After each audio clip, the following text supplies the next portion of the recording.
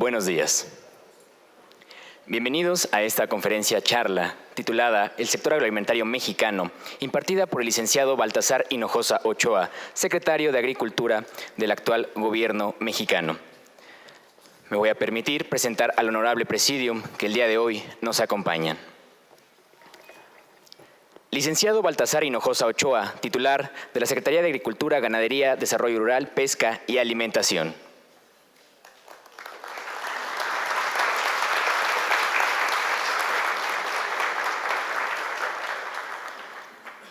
Médico veterinario zootecnista Jorge Certuche Rodríguez, subsecretario de Agricultura.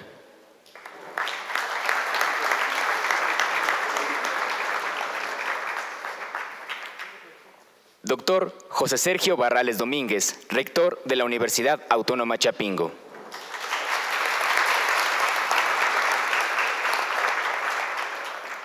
Maestro en Ciencias Alejandro Hernández Tapia, director general académico.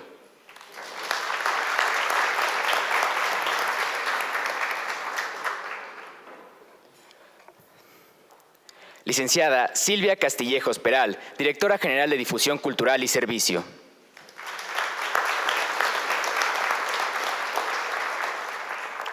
Maestro ingeniero Manuel Galicia Reyes, encargado del patronato universitario.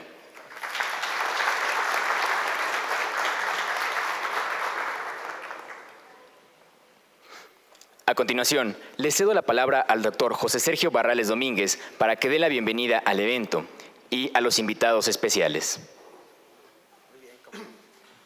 Muchas gracias. Bueno, compañeros universitarios, me he adelantado un poquito. Ya le hemos dado la bienvenida a quienes hoy nos visitan de parte de la Secretaría de Agricultura y Ganadería.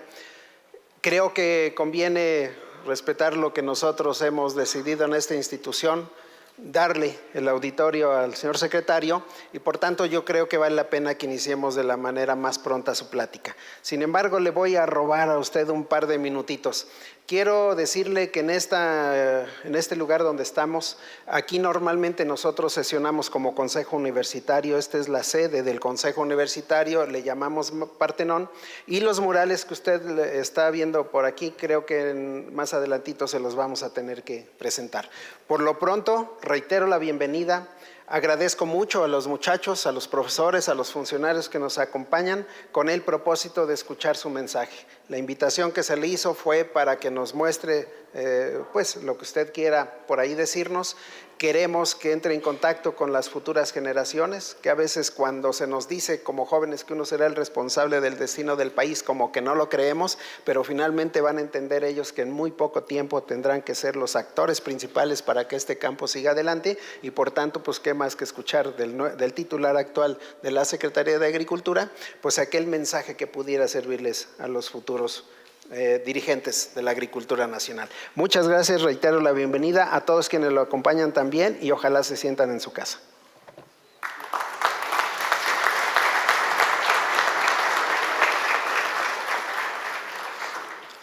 Se encuentra también con nosotros el ingeniero Eduardo Miguel Mancilla Gómez, delegado de Zagarpa en Tamaulipas, egresado de esta casa de estudios.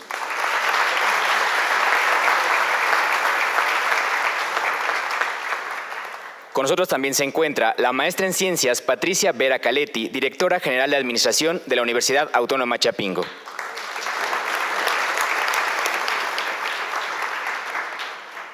A continuación, le damos la palabra al licenciado Baltasar Hinojosa Ochoa con el tema La estructura programática y el funcionamiento de la Zagarpa.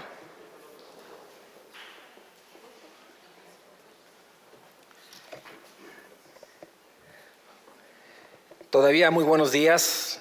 Me da mucho gusto tener la oportunidad de estar en esta alma mater de los agricultores, ganaderos del país. Quisiera antes que nada pues agradecerle al doctor José Sergio Barrales Domínguez, rector de esta institución, esta invitación que me hiciera en días pasados para poder visitar a esta Escuela Nacional de Agricultura, a una institución en la cual le tenemos una gran admiración, un gran respeto, no solo institucional, sino como agricultor, como ganadero y sobre todo por ser cimientos de lo que ha sido la gran historia de los formadores, de los agricultores, de los finalmente investigadores, de los que en su momento han llevado el conocimiento del campo mexicano. De verdad, es un privilegio, un honor para mí estar en esta institución. Y comentando con el subsecretario y con el señor rector sobre esta visita, en donde me han dado toda una explicación, toda una introducción de lo que han sido sus antecedentes desde hace muchísimos años y de lo que han logrado construir generaciones y generaciones que han estado preocupados y ocupados finalmente por atender y dar conocimiento al campo mexicano. Créanme que para un servidor como secretario de Agricultura de este país, pues representa un gran reto de estar con ustedes, las nuevas generaciones, que no tengo la menor duda, van a ser, como lo ha dicho el rector, el futuro de lo que será el campo mexicano. Y también quiero aprovechar, porque sé que se encuentran maestros, sé que se encuentran aquí encargados de los distintos departamentos, gente comprometida y que a través de ellos finalmente hace de esta institución una institución de gran prestigio y sobre todo una institución de la cual ustedes y todos los que nos dedicamos al tema del agro nos debemos sentir bastante orgullosos. Platicaba ampliamente el día de ayer sobre qué les podríamos platicar, qué podríamos finalmente traer a la institución. Hacer un bosquejo muy rápido, voy a plantear algunas láminas y comentarles el estatus que guarda el sector agroalimentario mexicano y donde podemos intercambiar con ustedes lo que se ha logrado, lo que se viene logrando en estos últimos años y luego con la participación, que es lo que más nos interesa y en lo personal es a lo que vengo, de escucharlos, de lo que ustedes consideren que debemos seguir haciendo juntos y sobre todo en lo que nosotros consiste de ir armando y definiendo lo que son las políticas públicas para atender a los distintos campos que existen en nuestro país. Esto será finalmente pues un gran reto y sobre todo yo sé que tendremos una información muy importante que va a ser fundamental para lo que se siga realizando a través de esta rectoría de la Secretaría ante el campo mexicano. Voy a plantearles lo que es la primera lámina, para, si me lo permiten. A ver, ¿con qué recursos se cuentan en estos momentos? Algo que ustedes ya lo han estudiado, pues México cuenta con 196 millones de hectáreas, 24.6 millones de hectáreas tienen potencial agrícola y se cultivan 22 millones de hectáreas. Quiere decir que todavía nos encontramos con una frontera de más de 2.500 hectáreas para poder todavía seguir utilizándolas para la producción. 109.8 millones de hectáreas son aplicadas en ganadería, 125,000 hectáreas para la acuacultura, que es un tema que vamos a tocar un poquito más adelante, sobre los grandes cambios y crecimientos que ha tenido la acuacultura en nuestro país. 3.15 millones de kilómetros cuadrados en la zona económica exclusiva, 11,000 kilómetros de litorales para pesca, que todo el sector pesquero pues, traemos cifras impresionantes de crecimiento en los últimos años, el 12% de la biodiversidad mundial y bueno, 1 millón de hectáreas de cultivos orgánicos que en estos momentos se llevan a cabo en nuestro país. Adelante. Dentro del campo mexicano, 1/5 parte de los mexicanos habitan en el medio rural. En las actividades primarias trabajan, ¿cuánta gente tenemos finalmente que se dedica al campo en estos momentos? 7.3 millones de personas. Equivale al 13% de la población ocupada y el 60% más que los empleos del sector de la construcción. Déjenme decirles que en los últimos años, antes de pasar a estas cifras, el campo mexicano ha venido creciendo y no solo ha venido creciendo, se ha venido desarrollando. No obstante, existen rezagos importantes en los lugares donde efectivamente todavía tenemos parte de lo que se ha manifestado y se sigue manifestando y que se tiene que resolver, la desigualdad y hasta la pobreza extrema. No obstante, con todo ello, el crecimiento, por ejemplo, que se ha dado de la generación de empleos en los años anteriores, me refiero 6, 7 años, estamos generando 500,000 empleos acumulados, nuevos que se están generando en el campo. Y eso habla de que la Zagarpa, la Secretaría en su conjunto, tanto agricultores como ganaderos, como pescadores, tenemos una interacción con 5.7 millones de productores. O sea, nosotros tenemos como institución dentro de la Secretaría, tenemos el padrón nacional de lo que son todos los beneficiarios de los distintos programas que tiene la Secretaría. Participamos prácticamente con 5.7 millones de productores que finalmente, forman parte de todo el territorio nacional. Me refiero a agricultores de toda la agricultura que ustedes se imaginan, ganaderos y obviamente pescadores. Adelante. ¿Qué ha venido pasando si lo comparamos con el crecimiento que ha tenido nuestro país? Ahí están más o menos los periodos 94-2000, 2000-2006, 2006-2012, 2012-2017, hasta cifras del año pasado. La economía, el PIB, finalmente ha tenido un crecimiento del 2% en promedio anual. ¿Qué ha sucedido? Pues ha sucedido que el sector primario ha crecido al 3% en promedio, la agricultura en un 4%, la ganadería casi en un 1% y la pesca en un 7.9% en promedio. ¿Esto qué significa? Significa que el campo en los últimos años ha estado creciendo por encima de lo que crece la economía nacional.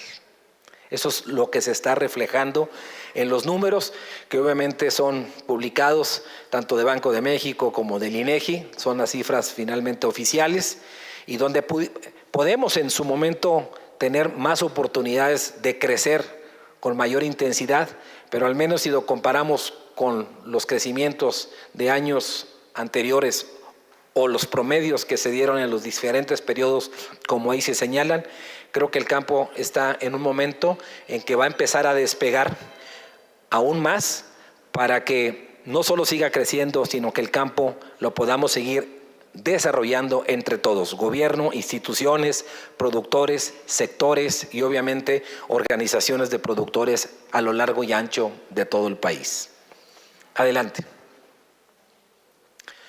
El PIB primario de la economía, lo que yo les comentaba, ahí lo pueden ver, hemos tenido durante el 17, esos son los números, las actividades primarias a una tasa del 3.5. Fíjense que casi, podríamos decir que en el 17, casi quisimos llegar a crecer el doble de lo que creció la economía nacional. En otras palabras, el campo prácticamente ha crecido más, o el sistema agroalimentario del país, que otras ramas finalmente de la propia economía, como ahí se define, que son las secundarias y las actividades terciarias. Ustedes lo pueden revisar que en valor, cuando del 2001 al 2006, lo que se generaba en valor era 1.658.000 millones de pesos. En el periodo 2013-2018, el valor de lo que se ha generado en la economía prácticamente es 3.852.000 millones. O sea, en los últimos 5 años y medio, el PIB acumulado en las actividades primarias ha sido del 14.2%, superior en términos reales al registrado del igual periodo de la administración pasada, si lo podemos finalmente poner a consideración en esta comparación. Adelante. La expansión productiva sostenida. Esto es importante decirlo cuando se refleja finalmente el tránsito de volumen a valor. Lo que ustedes están viendo ahí es la producción agropecuaria y pesquera del 2012, prácticamente en millones de toneladas, fueron 255.4 millones de toneladas con un valor de 715.753 millones de pesos. Si lo vemos finalmente a números del 17, vemos que en toneladas crecimos a 284.6, que significa prácticamente un crecimiento de 30.6 millones de toneladas, más que en el 2012, pero con un valor obviamente de 1.006.000. O sea, realmente no solo estamos creciendo en mayor producción, sino estamos creciendo también en mayor valor de la producción. Y lo vamos a ir reflejando un poco más adelante. Adelante. ¿Qué ha sucedido en el país? ¿Estamos exportando más productos, alimentos que antes? La verdad es sí. Lo que está sucediendo en el campo, México fue el 10º exportador de alimentos en el mundo. En el 2017 logramos exportar 32.600 millones de dólares. México finalmente se ha convertido, el campo mexicano, en un sector estratégico de la economía nacional. Antes importábamos más alimentos de los que exportamos, de lo que exportábamos. Ahora les quiero decir que México está exportando, y esperamos para cerrarlo en este año, en 35.000 millones de dólares, un 20% más de lo que estamos importando de alimentos, no solo de Estados Unidos, obviamente del mundo. Ustedes ahí lo pueden comparar finalmente de lo que con otros países. Estamos en 10º lugar con los países que en su momento ahí se ponen a consideración. Adelante. Pero también es importante decir que México en estos momentos se encuentra en el 11º país en valor de su producción. O sea, en producción de alimentos se encuentra en 11º lugar como productor de alimentos. Porcentaje de exportaciones agroalimentarias. Se han diversificado los mercados para nuestras exportaciones agroalimentarias. No solo le estamos exportando a Estados Unidos, sino obviamente se está exportando a 164 países de todo el mundo. En pocas palabras, estamos exportando mucho chile verde, estamos exportando tomate, estamos exportando espárragos, se están exportando muchísimos productos mexicanos que están llegando al mundo. Y todo eso sumado con el tequila, sumado con obviamente el mezcal y muchos productos orgánicos, todo esto lo que se ha logrado es porque ha sido que a través del Tratado de Libre Comercio, a través de los acuerdos bilaterales que hemos tenido con otros países, con la Unión Europea, inclusive con el Golfo Pérsico, obviamente con América Latina, proporcionalmente ya estamos exportando menos a Estados Unidos, aunque exportamos en su mayoría casi el 76-77%, pero estamos en estos momentos exportando más productos a otras partes del mundo. La sumatoria de todo esto implica que el campo mexicano se está convirtiendo en un sector estratégico de la economía. ¿Por qué? Porque en estos momentos generamos divisas, generamos dólares, y eso en estos momentos a un país como México pues es muy importante. Después de la caída de los precios de los hidrocarburos que se dieron en los años anteriores, tenemos que tener fuentes de financiamiento de generación de divisas. Pues el campo en estos momentos está dando unos ejemplos extraordinarios para la generación de divisas. Y para poder ir avanzando en la presentación, les voy a poner un solo ejemplo de lo que se está sucediendo en el campo. El aguacate. De estos 32.000 millones de pesos que vamos a cerrar ahora 35.000 millones de dólares que vamos a generar de divisas para el país durante este 2018, los aguacates generan de exportación, aparte de que tenemos al 100% del mercado nacional, se está exportando prácticamente 2.000 millones de dólares. O sea, la cantidad de toneladas que estamos exportando principalmente a los Estados Unidos y Asia está finalmente generando 2.000 millones de dólares.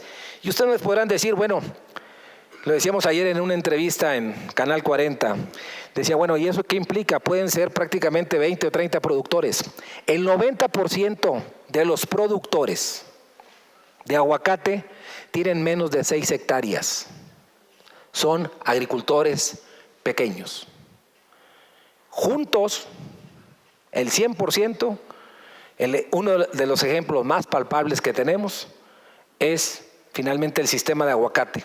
O sea, la cantidad de productores que desde sus terrenos muy pequeños están unidos, pudiendo exportar finalmente todo su producto al extranjero y contribuyendo a la economía con la generación de 2,000 millones de dólares. Eso es lo que está sucediendo en estos momentos en el aguacate. Me refiero principalmente al estado de Michoacán y obviamente Jalisco y otros estados que están incursionando en este producto. Adelante. Bueno, antes de otra cosa, dale un poquito para atrás. ¿Qué ha logrado que México ahora exporte productos mexicanos? ¿Porque somos muy fregones los productores? Claro que sí. ¿Porque hay mucho conocimiento? Claro que sí. ¿Porque hay mucha tecnología? Claro que sí. Pero hay una cosa bien importante que les quiero decir. Las instituciones como Chapingo, como el Colegio de Posgraduados, como muchas instituciones han generado gente muy talentosa que trabaja en el gobierno y que ha ido a tocar las puertas para dar a conocer los protocolos tanto de importación como de exportación de alimentos. No podemos ir a China a decir, aquí traigo el espárrago o aquí traigo el berries. Tienes que ir a tocar las puertas y dar a conocer que los productos mexicanos tienen sanidad e inocuidad. Que no solo producimos mucho, sino que producimos con calidad y que son productos sanos. Y tenemos que pasar las pruebas a nivel internacional para que esos productos puedan ser evaluados por las áreas de sanidad de otros países a los cuales les queremos exportar. Pongo un ejemplo. Estamos esperando en los próximos días, nos avisen para ir a China, un grupo de productores, fíjense, de sorgo y de plátano. ¿Y qué tenemos que ir a hacer a China? Estamos tocando las puertas con funcionarios que tienen que ver con la sanidad e inocuidad de este país, que son egresados de esta institución y que gracias a las investigaciones en sanidad animal y también en sanidad obviamente vegetal, nos está permitiendo que nos apoyen para que los productores, pequeños productores medianos puedan finalmente llevar estos productos, en este caso a China. Así se están abriendo los mercados.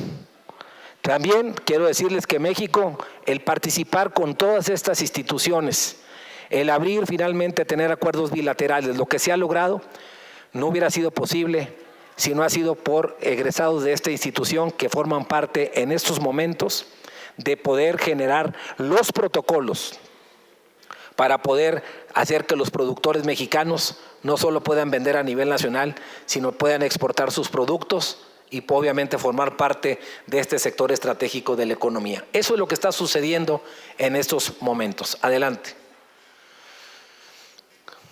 Se acaba de readecuar el Tratado de Libre Comercio. Ustedes vieron finalmente los jaloneos que se estuvieron otorgando entre los tres países, Canadá, México y obviamente los Estados Unidos.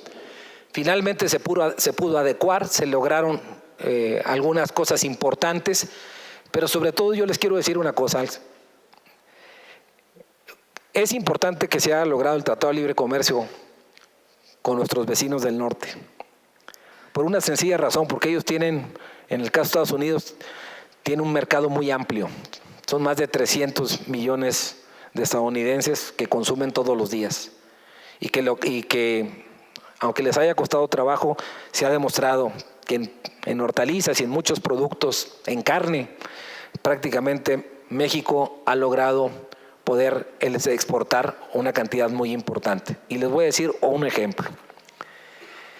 Si este año generamos 35,000 millones de dólares para la economía de exportación de alimentos,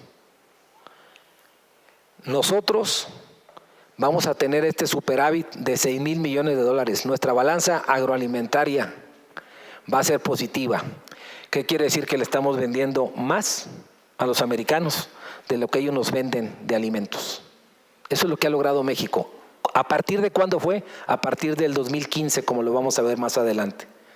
Del 15 a la fecha, que vamos a cerrar en el 18, es una cosa impresionante lo que se ha logrado. Cada vez más los productos mexicanos son obviamente solicitados no solo por Estados Unidos, sino por muchos lugares del mundo, como se los he comentado.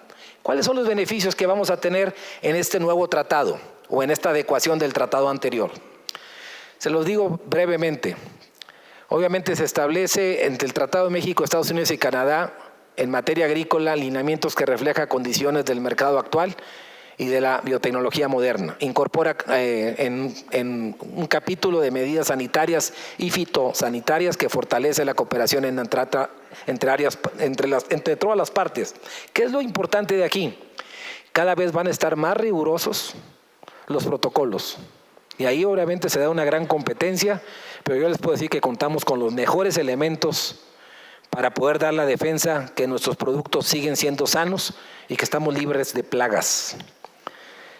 Para el sector agroalimentario mexicano resulta muy favorable al no establecer la estacionalidad. ¿Qué es eso de la estacionalidad? Pues es muy sencillo. Los americanos querían que nomás nuestros productos entraran en ciertas épocas del año para poder sacarlos de ellos y luego obviamente una estrategia de precios y que no nos permitiera a nosotros competir de manera digna.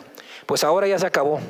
Nosotros podemos exportarle los productos los 365 días del año y no va a haber el hecho de que si en su momento están cosechando el tomate y el tomate también se está cosechando en México, pues el producto se va a empatar y que finalmente el mercado defina cuál prefiere. Y con el aguacate, y con el espárrago, y con los berries, y con todos esos productos que finalmente se están otorgando. O sea, no va a haber estacionalidad, prácticamente se va a poder estar exportando los 365 días. Se eliminan los subsidios a la exportación en el comercio agrícola. Obviamente nosotros no damos subsidios. Lo que sí damos a los productores son incentivos. ¿Qué tipo de incentivos? Si hay un productor de pequeña escala que tiene su producto, lo está exportando, nosotros buscamos que a través, que pueda tener créditos baratos, que pueda tener incentivos por parte de Zagarpa u otras instituciones y sobre todo que esté en las mejores condiciones para que siga generando, no solo que siga creciendo, sino que pueda seguirse desarrollando en su propia actividad. La época de subsidios prácticamente pasó a ser una época de incentivos, donde evaluamos la productividad del pequeño y el mediano productor. Y obviamente lo que les acercamos son mezcla de recursos para que puedan producir en tiempo y forma y puedan seguir compitiendo tanto a nivel nacional como a nivel internacional. Lo que no hacemos es dar subsidios simplemente a la exportación. Ya ahorita los subsidios se dan prácticamente cuando son apoyos a la producción en momentos específicos en donde tenemos que hacerlos selectivos, transparentes y temporales. Ese es el tipo de mecanismos que todavía siguen siendo subsidios, que se aplican, pero tienen que ser en circunstancias muy especiales y muy justificadas en este sentido. Y obviamente se preserva el derecho de cada país de otorgar apoyos financieros al sector agrícola. ¿Qué es lo que les digo? Nosotros prácticamente la mezcla de recursos que hacemos, en estos momentos estamos generando 360,000 millones de pesos entre banca privada, financiera rural, banca de desarrollo, FIRA. Entre todos estos instrumentos se genera una cantidad muy importante de recursos que se canalizan al campo mexicano año con año, ya sean navíos o refaccionarios, y eso ha permitido que el campo siga creciendo. Adelante. Miren lo que les decía en las divisas. Lo que está haciendo el campo mexicano en estos momentos. Generamos más divisas que los ingresos que se generan de turismo en México. Generamos más divisas que las exportaciones de crudo. Generamos más divisas que las remesas de nuestros paisanos que se encuentran en los Estados Unidos. Y generamos, obviamente, los números que se encuentran ahí, que son números del 17. Eso es lo que está sucediendo en estos momentos en las exportaciones agroalimentarias. Miles de millones de dólares. Adelante. ¿A partir de cuándo? A partir del 2015 empezamos a ser superavitarios. Veníamos de una balanza comercial deficitaria que significa que estábamos importando más alimentos de lo que estábamos exportando. Y ahorita en estos momentos, fíjense, de enero a agosto ya traemos superávit de 4.686 millones. Probablemente estaremos ya llegando a los 6.000 millones de dólares de superávit para este mismo año.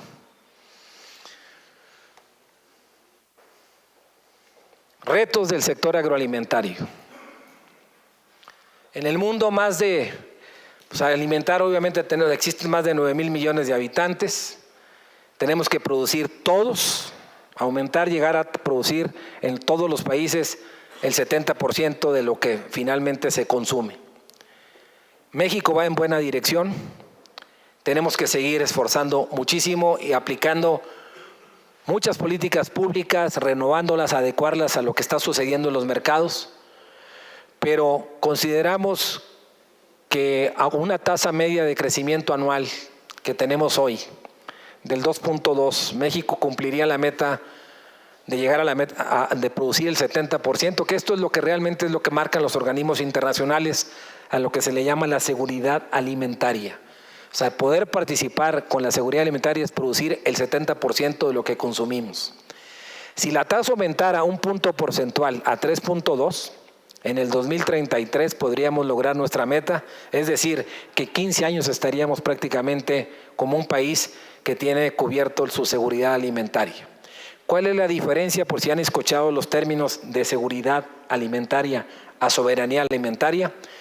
La soberanía alimentaria es cuando por decreto, por instrucción del país, es que no se pueda traer ningún producto de ningún lado, porque todo se tiene que producir adentro.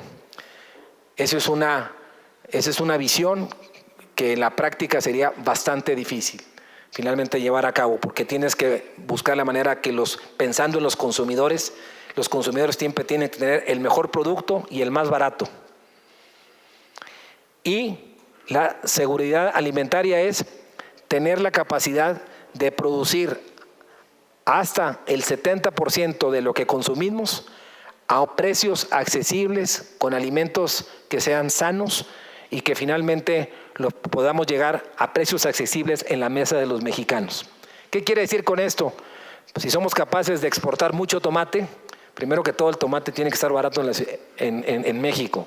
Si somos capaces de exportar mucho aguacate, también tenemos que ser capaces de que se consuma lo más barato posible en México. Y eso es lo que se ha venido logrando y en ese sentido, o al menos por ese rumbo vamos. Adelante. La fórmula, ustedes conocen más que yo de esto. Hay una ecuación fundamental para alimentar al mundo. Es la ciencia, es la tecnología, es la investigación y es la sustentabilidad. Si nosotros podemos incrementar la productividad nutricional, el uso racional del agua, sistemas de producción más resistentes, con sistemas de producción ahorradores de emisiones, obviamente de gases, etcétera, etcétera, creo que esa es la fórmula que nos marca a nivel internacional del gran reto que se tiene. Hace unos días, señor rector, tuvimos la oportunidad de presentar ante algunos sectores la Planeación Agrícola Nacional que surge del Plan Nacional de Desarrollo de esta administración, del Plan Sectorial y de un ejercicio que realizó la Subsecretaría de Agricultura para poder llevar finalmente un derrotero hacia dónde queremos llegar, cómo lo queremos hacer. Y se presentó un documento de adecuación de la planeación agrícola de este 2018. Se enmarca en una Agenda 2030 con los Objetivos del Desarrollo Sostenible aprobada por la ONU del 2015. Es un modelo de desarrollo agrícola orientado al fomento productivo e impulso a las regiones y el incremento a la competitividad, y considera cultivos básicos con potencial de mercado. Yo le acabo de entregar a usted y me imagino que va a estar a la disponibilidad de todos los alumnos aquí presentes, un atlas agroalimentario, donde habla sobre el estatus agroalimentario de 44 productos. Quisimos hacer un documento muy sencillo. Si ustedes abren el documento, y ahorita les voy a pedir si alguien que me acompaña, si tenga un documento del Atlas, que es algo muy similar a lo que se está presentando aquí, es que ustedes puedan abrirlo y por producto les pueda parecer muy claro qué se está haciendo, cómo se está logrando la producción, hacia dónde tenemos que caminar, qué nos dice la investigación, qué podemos finalmente poner a consideración y cuáles son las metas a seguir para los próximos años. Así lo reflejamos en toda la República Mexicana, porque quisimos prácticamente representar que estos 44 productos son los productos que son los que están generando una riqueza importante a nivel nacional. Esto se lo voy a dejar a cada uno de ustedes que está aquí. Y de una manera muy sencilla, donde caiga la mano, ustedes podrán entrar y podrán ver limón. Por ejemplo, aquí está el limón. ¿Dónde se está produciendo? ¿Qué se está exportando? ¿Quién lo está exportando? O sea, que lo tengan de una manera muy sencilla. Y obviamente se podrán entrar directamente a la página para que les pueda servir cómo está el estatus de todos estos productos y la sumatoria de todos ellos, cuáles son sus regiones y hacia dónde vamos. Esto va a servir porque pues, todas las investigaciones y todos los trabajos que hace, por ejemplo, esta institución de Chapingo, pues creo que poder estar alimentando para todos los estudios futuros y sobre todo mucho de lo que se ha logrado en esta presentación que les hago, pues mucho tiene que ver esta institución a través de sus maestros, a través de investigadores, a través de todos los doctorados que pues día con día están incorporados y apoyando directamente la definición de políticas públicas. Adelante. No me quisiera extender más, son los diferentes programas que están atendiendo directamente tanto en el área de ganadería como en el área de agricultura y en el área de propesca. Obviamente me voy de atrás para adelante. En propesca pues tenemos un apoyo directamente que se le da los incentivos a productores, en este caso a 37,300 pescadores. Todos estos son apoyos a puros pequeños productores, Proagro, obviamente en 10 principales cultivos, maíz, frijol, sorgo, arroz. Apoyamos directamente a 3.3 millones de predios, 11.7 millones de hectáreas, 1.9 millones de productores, recursos que obviamente se están ejerciendo año con año cerca de 8,000 millones de pesos. Y así podía hablar del programa. Hay muchísimos programas, sobre todo, pero muchos incentivos que se le está dando al campo mexicano. Para que tengan una idea, del presupuesto total, que son cerca de 73,000 millones de pesos, si uno le resta los recursos que se van a las instituciones educativas como Chapingo y otras áreas de investigación, si uno le resta a otro tipo de actividades que realizan dentro de el 60% son recursos que se están destinando a productores pequeños, ya sea tanto como ganaderos del sector social como productores pequeños de estos productos que les estoy poniendo como agricultores y obviamente como pescadores. Pero son prácticamente los sectores que están generando buenos resultados y decirles que en México la agricultura pues es una agricultura que tiene un gran potencial, tiene un gran futuro, igual que la ganadería, igual que lo que es la pesca. Cada vez les voy a poner un ejemplo en el caso de la pesca, para que tengamos una idea. ¿Cuánto vale lo que se pesca en este país? Vale 2,000 millones de dólares. 40,000 millones de pesos aproximadamente. Y estamos pescando bien o estamos pescando mal. Estamos haciendo buen uso de los mares. Pues miren, ahora se produce más camarón adentro que afuera. La acuacultura ha crecido tanto que ahora es más negocio estarlo produciendo aguas adentro. Ustedes imagínense estanques, todo lo que es la acuacultura.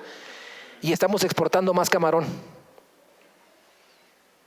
Estamos produciendo mucho atún, se está exportando, y el consumo, en este caso, de pescado y mariscos, de lo que se está haciendo en México, hemos en 6 años, de 7.5, 7.6 kilos que se consumían de pescado, ahora, y cuando hablo de pescado, pues hablo de todo lo que es sardinas, etcétera. Estamos consumiendo 12.7, casi 13%, me explico, casi 13 kilos por persona al año. ¿Qué significa? Que se está nutriendo mejor al país.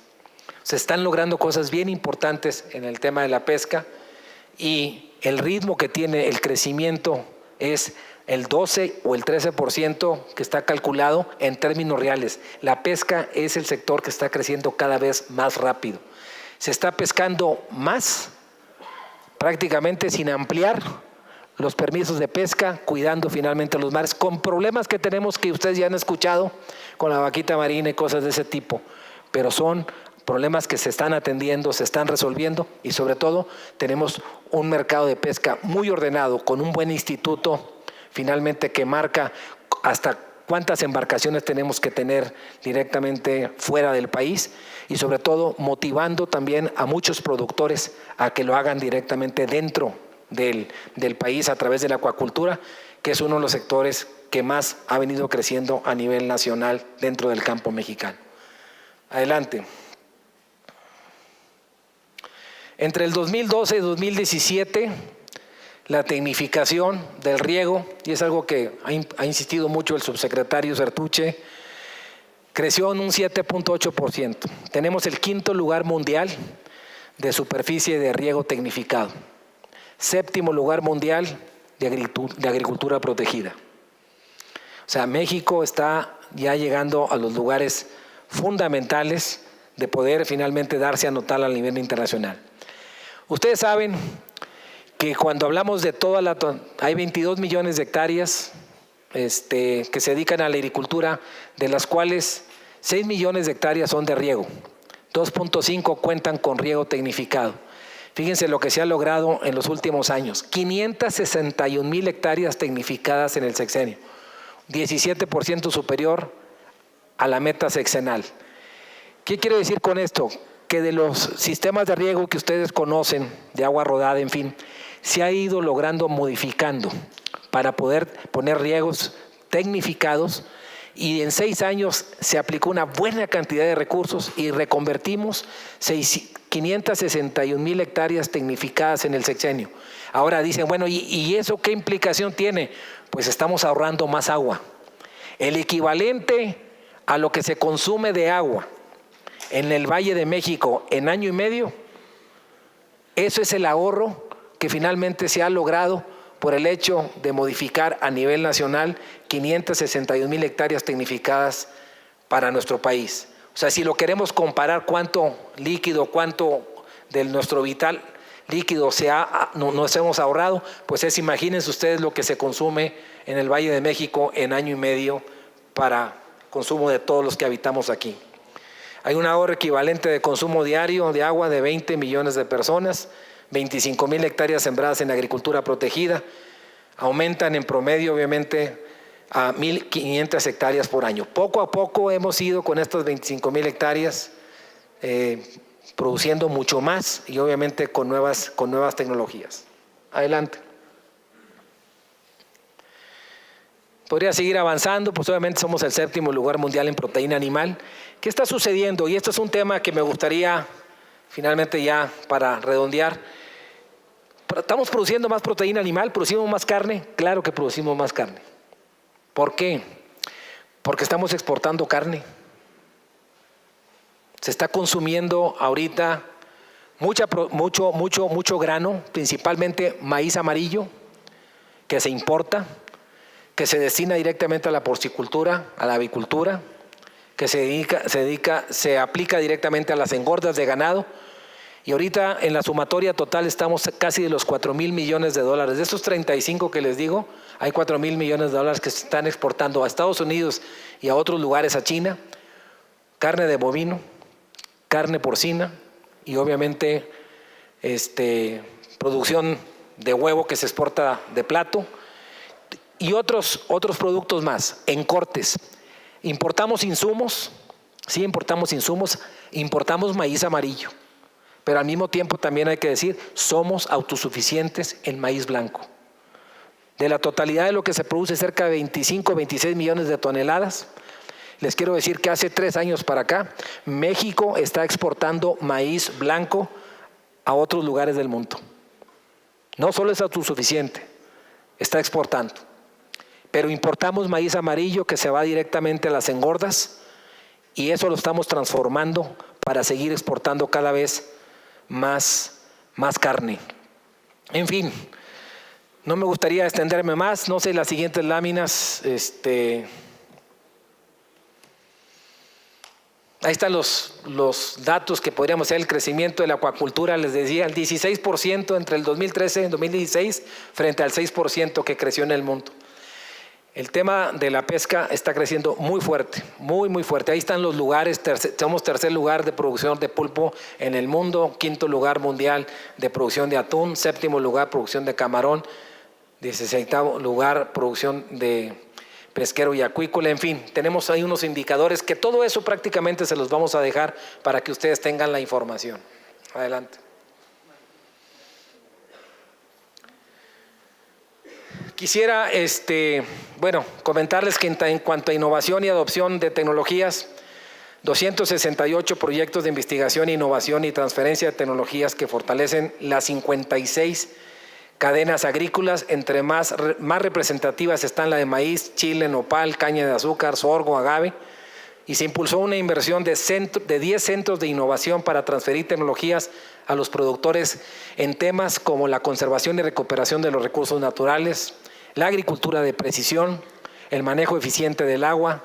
Obviamente, cuando hablo de agricultura de precisión me refiero a las nuevas tecnologías en maquinaria agrícola, reproducción vegetal in vitro, café, forrajes de pequeñas especies, chile habanero, avícola. O sea, se está invirtiendo mucho de recursos fiscales para crear infraestructura tanto de laboratorios como centros de investigación para seguir fortaleciendo este crecimiento de los productores en el país.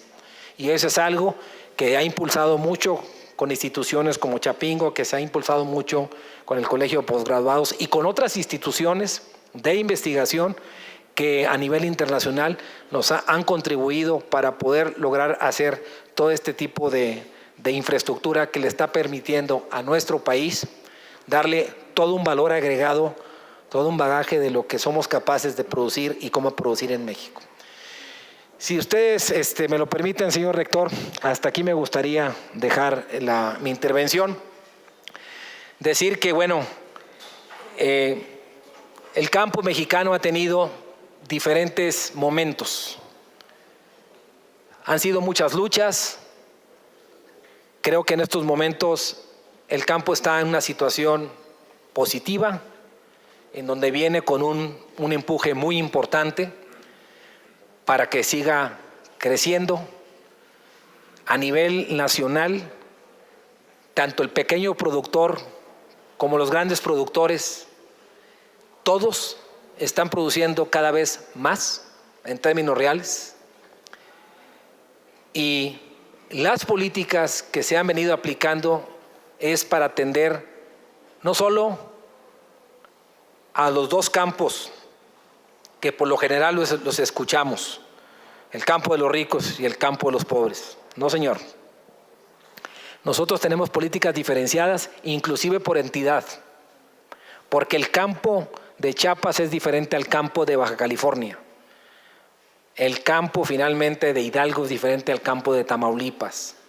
Y lo que logramos es poder, con políticas nacionales, pero ajustar a las necesidades y en los tiempos y formas, a los ciclos agrícolas, para poder ser más eficiente en la parte que nos corresponde en la aplicación de los incentivos o del presupuesto, pero tratar de lograrlo para que el beneficio y la producción se esté dando a lo largo y ancho del país. Hay ejemplos muy notorios, hay reconversión de cultivos, pero algo que sí está llamando la atención es que los mercados de lo que se consume, no solo en el país, sino en el mundo, están cambiando. Nunca nos imaginamos que las berries pudieran representar ya en estos momentos, no solo a nivel nacional, sino a nivel internacional, también generación de divisas por más de 2,000 millones de dólares. Hay muchos productores pequeños que se han asociado, se han incorporado directamente, se han agrupado y están prácticamente llevando sus productos hasta Holanda. Hay muchos ejemplos a seguir. Y lo que sí les quiero decir, que en las visitas que hemos hecho en los diferentes lugares, nos llama mucho la atención que gente jóvenes como ustedes están volteando a ver el campo con una visión distinta de apoyar a sus papás, de trabajar directamente a través de los programas de extensión, pero hay mucho por hacer.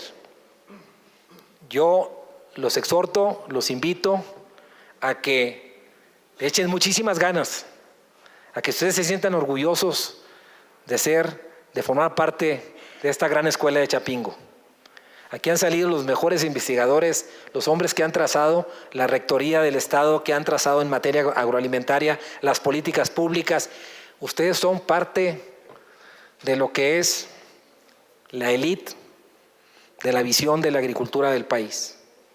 Aprovechen estos momentos en que el sector está invitándolos a todos ustedes, a maestros, a investigadores, alumnos, pero también a emprendedores de aquí de la universidad que puedan contribuir al campo mexicano. El campo es de todos.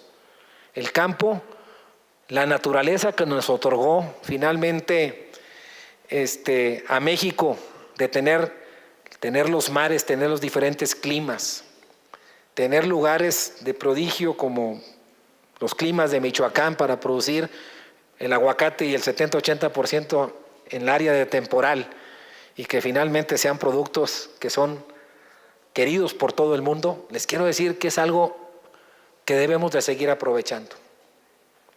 Un servidor estará al frente de esta secretaría hasta un mes más, nos quedan 5 semanas, pero como si estuviéramos en el primer día. Voy a China por 2 protocolos más, me falta el de plátano y me falta el de sorgo. Y vamos a seguir abriendo los mercados. Y no tengo la menor duda que México finalmente va a ser una gran potencia alimentaria y tendremos que trabajar muy fuerte las nuevas generaciones para incorporarnos a la actividad del campo, porque el campo finalmente es el de ser agricultor, es el ganadero, el ser productor, ustedes saben que es una forma de vida. Y creo que México se merece tener los primeros lugares del mundo de todo este esfuerzo que se ha logrado, porque tenemos una tierra que da para mucho, da para más, no solo para alimentar al pueblo de México. Yo le dije en un discurso, y se lo dije en frente del presidente, como se lo comenté, en un área muy importante de productores de Jalisco. Si es cierto lo que dicen las mamás y lo que nos dicen en las casas, que uno es lo que come, pues después de lo que está pasando en nuestro país hacia el mundo, y después de tantos productos que los vemos ya en todos lugares, en 160 países, pues sí es cierto que uno es lo que come, entonces les quiero decir que el mundo se está haciendo cada vez más mexicano. El chile, el tomate, el mezcal y todo, está en todos lados. Y eso habla del trabajo que se hace en las universidades como Chapingo y habla del compromiso y del trabajo de todos y cada uno de los productores de México. Gracias por esta oportunidad de estar aquí con ustedes.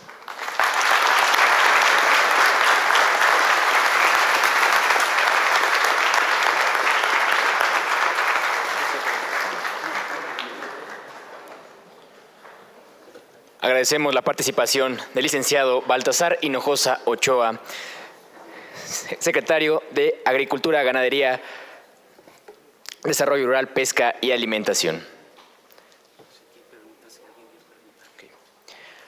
Se abre una sesión de preguntas y respuestas por si alguien tiene alguna pregunta hacia el secretario o hacia las autoridades aquí presentes. Puede hacerlo en el micrófono que se encuentra en el otro extremo de este edificio.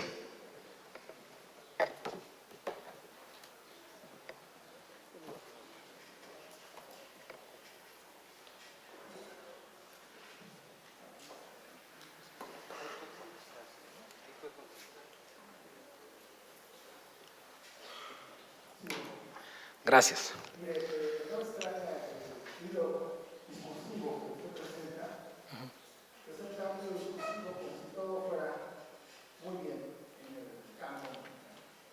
Sin embargo, hay algunos datos que podrían decir lo contrario. Hay un índice, el índice, que nos hace ver que no solamente los cultivos han expandido, sino también la simetría en la distribución de los recursos. Ese índice del Gini indica que México es de los países que tiene una distribución asimétrica mayor del mundo. Y también los recursos alimenticios. Si vamos a la Secretaría de Salud, nos indica que la desnutrición se implementó, la anemia se implementó en México y también la obesidad. Ahí consiste la obesidad y la anemia en México. Esto aunado con la expansión de los productos. Pero bueno, la idea no es presentar estos datos y compararlos. A mí lo que me interesa es importante, una visión autocrítica. Que usted sea autocrítico y que nos diga qué no haría o qué modificaría en la acción de su como servidor público, qué recomendaría. Una visión autocrítica que nos plantea aquí de la manera más sincera. Mira, primero que todo coincido con tu apreciación. Hay grandes retos que tiene, uno de los grandes retos que tiene el campo mexicano tiene que ver con la desigualdad.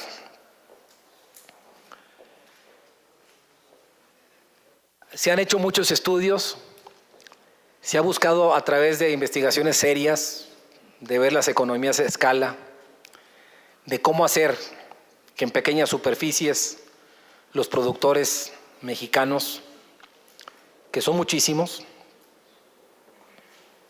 te puedo decir que nomás de maíz traemos 2 millones de productores con menos de 4 hectáreas. ¿Cómo logramos para encontrar un mejor nivel de vida? Si finalmente tenemos superficies muy pequeñas, pero en buenas zonas de temporal, pues a través de lo que se hace en los centros de investigación, las nuevas formas de producción de variedades resistentes a la sequía, con programas que se han instrumentado, por ejemplo, de fertilizantes para pequeños productores.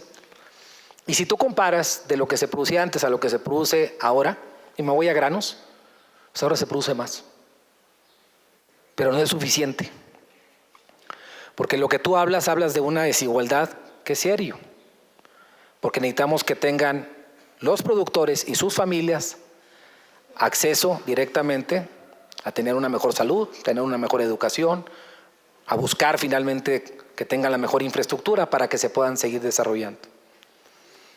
Sin lugar a duda, ese es el gran reto que tiene el país, que es la desigualdad social.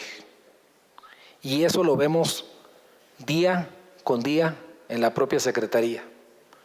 Pero también vemos que de agricultores o ganaderos o pescadores muy pequeños hay muchísimas historias de éxito que dices tú, no puede ser. Y te voy a poner una, que puede ser un ejemplo, por ejemplo, el tema de la miel. La miel en México se exportan un poquito más de $100 millones al año. Olvídate del consumo nacional. Y son pequeños productores. Me tocó conocer a una familia de gente muy humilde en el 2013 que recibieron un incentivo para poder ellos ir a una feria a Nueva York. Se llevaron 200 productores de diferentes productos, pero eran como 10 productores que se les apoyó para que pudieran ellos ir a ofrecer la miel a una exposición que se hizo en Nueva York. Y recuerdo a la gente muy humilde. Bueno, en ese momento te quiero decir que encontraron a alguien que les compró la miel. Ahorita en este momento, ese productor, esa familia, la miel que están vendiendo a los Estados Unidos no es una miel que es comestible, es una miel que se convirtió para uso de cosmetología. Esa familia genera $1.800.000 en su producción de miel y directamente la está vendiendo a las grandes compañías y todo. Ahorita el grupo de esa familia, con sus hijos, con sobrinos, con los nietos, todos están unidos y formaron su propia comercializadora, se les apoyó con eso. Y dices tú, vale la pena tener la visión de cuando está la semilla y que no venga otro grandote y que se los coma y que les compre todo y él haga el negocio. No, tener la capacidad de estar con los que tienen menos oportunidades, menos recursos, porque ahí están las historias de éxito. Eso todos los días se está buscando la manera, a través de políticas públicas, hacer que el campo finalmente tenga un impacto en los pequeños productores y que no sean comidos por los, como les decimos allá, los coyotes, pero de dos patas, de los que finalmente se aprovechan y quieren aprovechar la comercialización de la producción de los productores pequeños. Se ha logrado, se ha avanzado mucho, pero hay que trabajar mucho sobre ello. Me preguntas tú, de una manera así, muy honesta, ¿qué me gustaría a mí en un momento dado? ¿Qué más se puede hacer? Yo le apuesto a las nuevas generaciones de los productores en México. Mucho escuchamos de que el campo se ha abandonado, que los jóvenes ya no quieren estar allá, que finalmente se tienen que venir a las ciudades porque no hay la continuidad. Los agricultores o los productores de México se están avejentando. Y yo digo que eso no va a ser. Yo digo que eso no va a suceder. Yo digo que sí, a través de los próximos gobiernos, no importa de qué partido sean, en el campo se está generando una situación diferente. En el campo se está buscando la manera y se está encontrando buenas respuestas, pero las respuestas las están dando gente como ustedes. ¿Qué hicieron finalmente los anteriores? Nuestras familias, los productores, ejidatarios, campesinos, pequeños productores, sí. ¿Y qué se está haciendo? Y la realidad es que los números te marcan que se está produciendo más. Cuando dicen que el campo está abandonado y que finalmente mucha tierra sin sembrar, yo siempre mando pedir las fotografías de aéreas o de satélite, y efectivamente se siembra el otoño-invierno, primavera-verano, ciclos intermedios, 2 ciclos.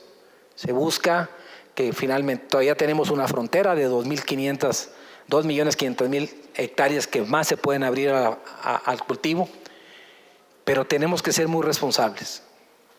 Creo que estamos en un buen momento y que debemos aprovechar este boom. Si trajéramos números negativos por problemas de mercado, por problemas de falta de recursos, que no hemos estimulado la economía en el campo, estaríamos hablando de otra cosa y estuviéramos en un momento desolador. Yo creo que el país se está transformando, está cambiando para bien, y hay que apostarle que así tendrá que ser. Independientemente de quién represente, no va a haber quien lo pare. El campo va muy bien, pero hay que finalmente enfocarnos en gente como ustedes. Ustedes van a estar tocando la oportunidad de estar en instituciones que los va a ir formando. Pero como lo decía nuestro rector, el gran reto es la vinculación. El que finalmente se conviertan en estudiantes de campo, conocedores y sobre todo responsables de lo que se tiene que seguir haciendo en el campo mexicano para el futuro. Yo le veo, finalmente, soy positivo en ello. No tengo la edad, obviamente, que tienen ustedes, pero el mismo tiempo que tengo de ser servidor público, casi con 34 años de experiencia, tengo 32 años de ser agricultor y ganadero. Y sí le vamos a seguir apostando porque consideramos que este país se lo merece. El país nos ha dado mucho y hay que regresarle finalmente lo que nos ha otorgado a nosotros. Muchas gracias.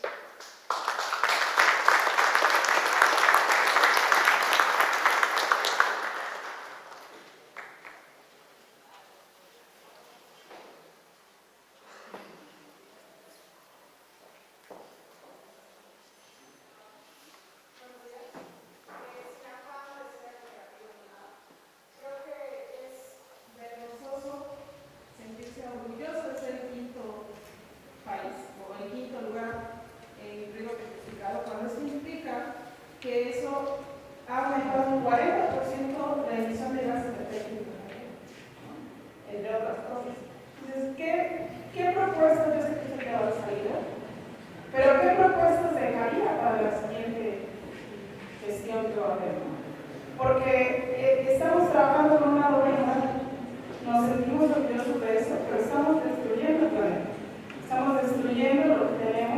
para vivir. Pues, ¿cuáles serían esas aportaciones que ustedes harían?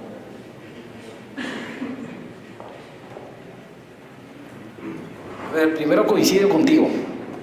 Y no eres negativa, es un buen señalamiento lo que nos estás diciendo. Por deformación profesional, así te lo quiero decir. Hay cosas que dices tú, esto no debe haber pasado, estas cosas se hicieron. O sea, ¿desde cuándo? Desde los aztecas, obviamente tú sabes el sistema de riego que finalmente todavía se sigue llevando a cabo, cómo se desperdicia el agua, en fin. Pero es un hecho que el agua no la podemos seguir desperdiciando. Y ha habido esfuerzos de diferentes gobiernos, a nosotros nos toca en esta etapa. Lo que pusimos a consideración es que el programa que se aplicó, o al menos en esta administración, es reconvertir 500,000 hectáreas en riego tecnificado. Eso ha costado muchísimo dinero, pero cuesta más no hacerlo. Tuvimos que hacerlo, pero no podemos estar peleados con la historia. Se hizo y se está avanzando. ¿Cuál es el beneficio que ha traído? Bueno, pues estás produciendo más, pero al mismo tiempo estás utilizando menos agua. ¿Qué tanta menos agua estás utilizando? ¿Con qué lo puedes comparar? Los estudiosos y los investigadores nos han dicho, se está ahorrando esta agua, se está ahorrando el equivalente al consumo de lo que es el Valle de México en año y medio. Que si en su momento existe las emisiones de gases, el mal uso de fertilizantes, muchas cosas que no se han hecho de manera correcta. Hay toda una agenda que se está generando, que se está dando con el cambio climático, de que esto es una sola medida de muchas cosas que se pueden lograr y se pueden hacer. Pero el mensaje que te quiero dejar es que sí se está haciendo algo. ¿Se puede hacer mucho más? Claro que se puede hacer mucho más. Pero sí se están haciendo cosas interesantes para amortiguar finalmente lo del cambio climático. Hay toda una agenda internacional que la está presidiendo obviamente los diferentes organismos expertos en el tema, pero sobre todo las instituciones. Estamos en contra obviamente con la emisión de gases, todo lo que tú lo has señalado, pero bueno, la parte que nos ha tocado a nosotros es, primero que todo, no podemos seguir utilizando el agua como se ha finalmente aplicado, porque la mayoría del agua que se utiliza de los ríos, de las presas y todo, de lo que llueve, pues el gran porcentaje se lo lleva el campo mexicano, más que las propias ciudades. Entonces tenemos que obviamente poner la muestra. Y poner la muestra es no solo a las autoridades, sino obviamente los productores. Pero coincido totalmente contigo, no lo veo, o sea, es un buen reclamo, se tiene que seguir poniendo en la agenda y sobre todo en las políticas públicas para futuro. Pero bueno, yo lo único que quise plantear es los esfuerzos que se están haciendo hasta estos momentos, pero no significa que sean los únicos y que sean los últimos. Hay que seguir dando la batalla. Hay cosas que se han hecho bien, pero tú bien lo sabes, hay cosas que no solo se han hecho mal, se siguen haciendo mal. Bueno, para eso están las nuevas generaciones, tenemos que corregirlas. Y ese es el compromiso que venimos a ratificar el día de hoy.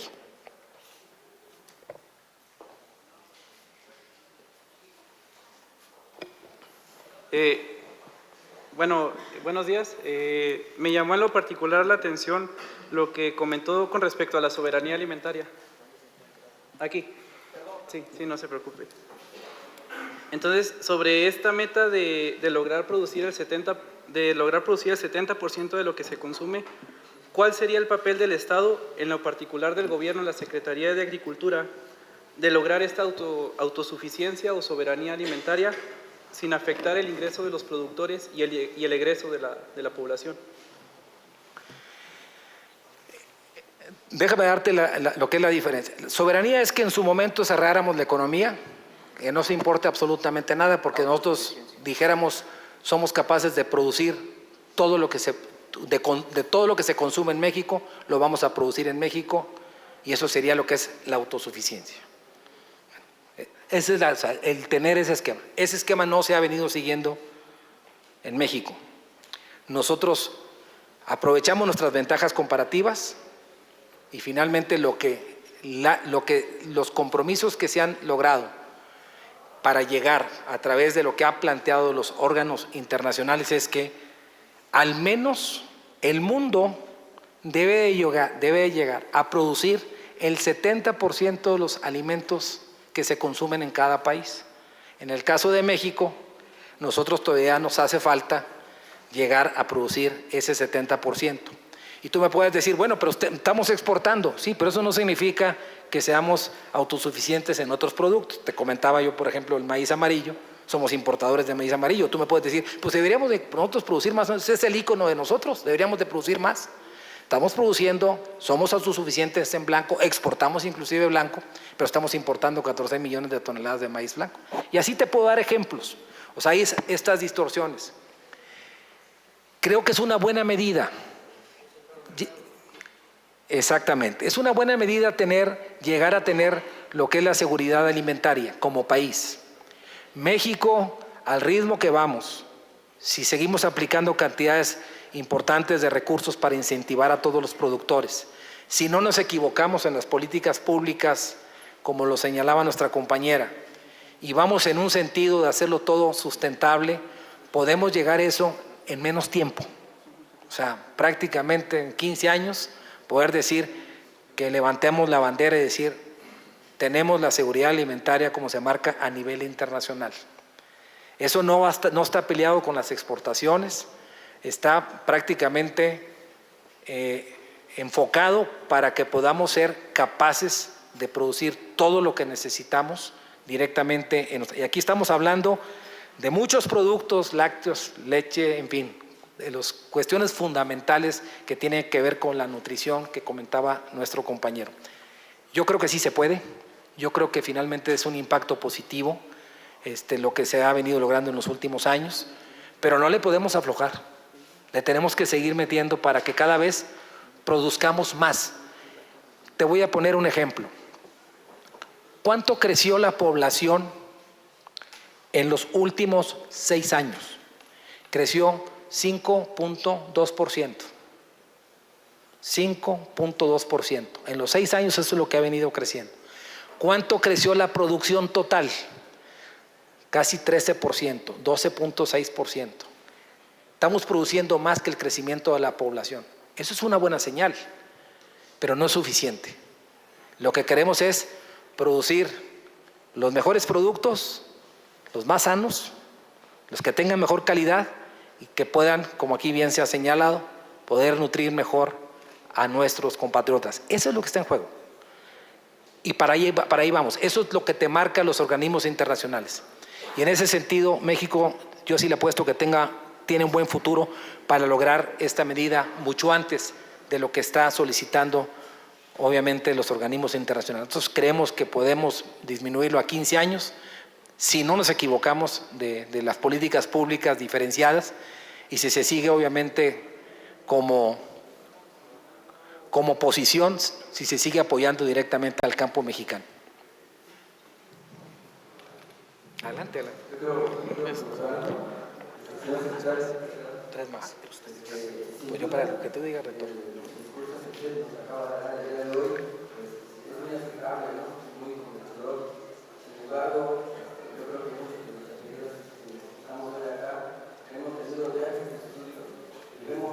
Realmente la desigualdad que hay entre los productores, ¿no?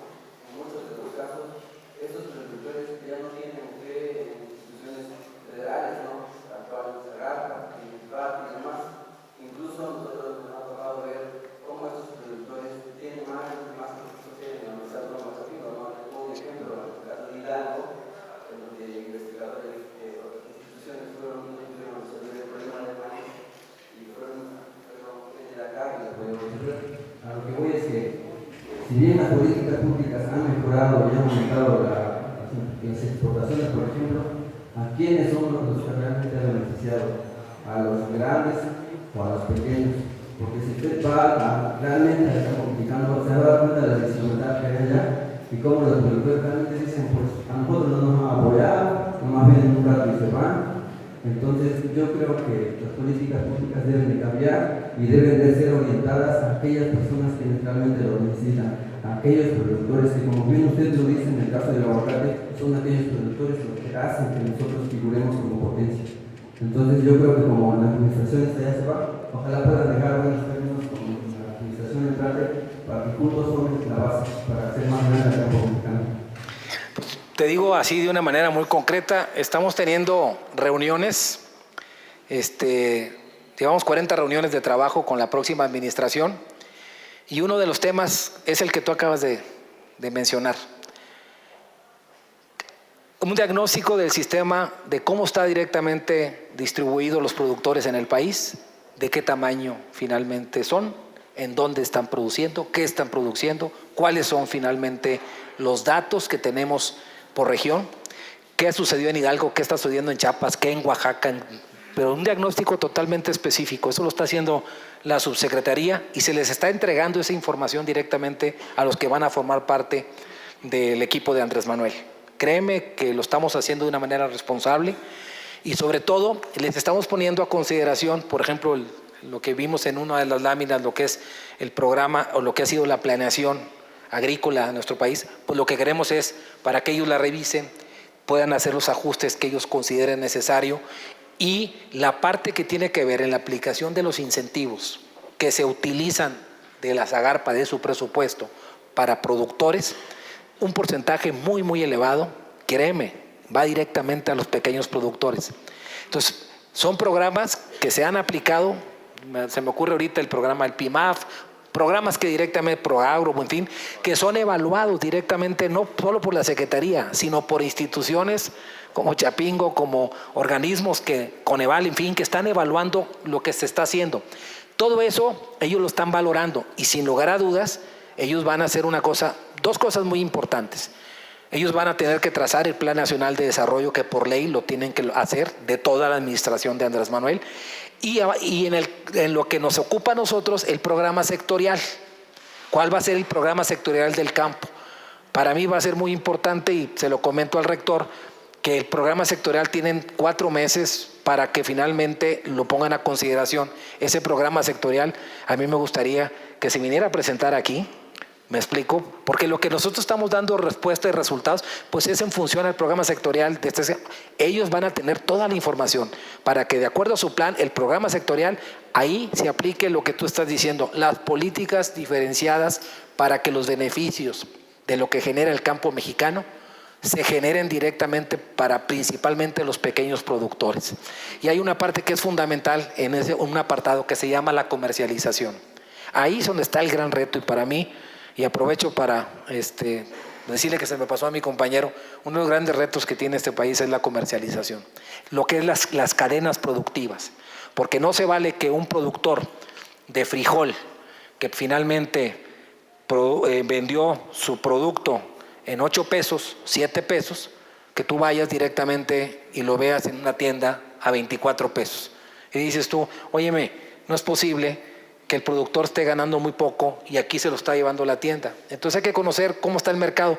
Pues resulta que lo que se produce en México, que son cerca de 800,000 toneladas, hay 4 compradores en este país. Hay una desigualdad, pero no en la producción. Hay una desigualdad en la comercialización. Entonces, ¿qué tenemos que hacer a través de los instrumentos de competencia? De que no se puede hacer coalición. No puede haber colusión con 4 compradores. Y ese es uno de los grandes retos que se tienen directamente en el campo mexicano. Existen muy pocos compradores, comercializadores que finalmente se llevan beneficios y que existen muchísimos productores. Y te lo digo porque yo soy productor. O sea, tú te descuidas tantito y no tienen piedad. Por ganarse 1 peso más, 2 pesos más, tenemos que obviamente ponerle mucha atención ahí. Y ahí, no obstante que se ha logrado, se ha avanzado, etcétera, pero no puedes descuidar. Cierro con un ejemplo que creo que va a ser muy ilustrativo. Ustedes saben que aquí en México existen 2 empresas, nada más, que son los dueños, los que producen la cerveza en este país. Si ustedes recordarán, hay unos que producen la Carta Blanca y otros que producen la Corona. Bueno, esas 2 empresas ya son empresas transnacionales. La Heineken y la Modelo. Ya son empresas transnacionales. Y me voy a poner de pie para que me escuchen. Que ese es el tema que estás planteando y que sí lo quiero dejar en la mesa. ¿Qué existe en ese mercado? ¿Cuántos productores son de cebada en este país? 24,000, 25,000, no da más. Ahí está Hidalgo, están varios estados. Pero algo que es fundamental, ¿cuántos compradores hay de cebada en el país? La verdad, 1. Hasta hace 2 años había un solo comprador. A ver, ¿cómo puede ser posible? Pues si son muchas las cervezas. No. Las 2 empresas importantes, las grandes, olvídense las cervezas artesanales, eso ya son cuestiones románticas y cosas que se pueden... No. Las grandes empresas tenían una sola comercializadora y eran los responsables de comprar toda la cebada de este país. ¿Quién era el responsable para poder dar la cara de los productores? ¿O quién ha sido el responsable? El gobierno. El gobierno se tiene que sentar año con año con los compradores de la cebada. Porque la cebada que se produce en México no es el 100% de lo que se aplica en la cerveza en México. La cebada que se produce en México es una parte, se hace una mezcla con cebada que se importa de otros lados. En una negociación, se los platico, querían ellos pagarle menos a los productores que lo que la estaban importando la cebada. Y yo les dije a los compradores, pues eso no va a suceder. Si en su momento no le pagas lo que cuesta traerla de fuera, pues yo quiero decirte que va a haber un programa para modificar el cultivo y que ya no siembren cebada y tráela toda de fuera. Prefiero mejor que le tengan oportunidad de otro cultivo. ¿Y saben qué sucedió? No aceptaron. Aceptaron que podían pagar un mejor precio, porque la cebada mexicana es lo que le da sabor a la cerveza. Y eso es lo que hace que haya tenido un gran éxito a nivel internacional. Por eso Corona se vende en todo el mundo y otras cervezas mexicanas, porque la cebada mexicana algo tiene, y la mayoría es zona de temporal. ¿Qué quiere decir con esto? Que te vas a enfrentar con mercados que hay 1, 2, 3, 4 compradores como en el frijol o la cebada, y hay muchísimos productores que tienen que vender su producto. Por eso es importante que se siga manteniendo la rectoría del Estado, que el Estado siga actuando con responsabilidad para ver por los intereses de los productores. Aquí en este país no se da que la oferta y la demanda finalmente se da de manera igualitaria. No existe la oferta y la demanda. Tiene que haber rectoría del Estado para poder regular finalmente los mercados y hacer que lo que se produzca en lugares que somos excedentarios se pueda desplazar las cosechas a precios accesibles. Eso es lo que está en juego y ese es el gran reto que tenemos como país. Pero te felicito, muy buena pregunta.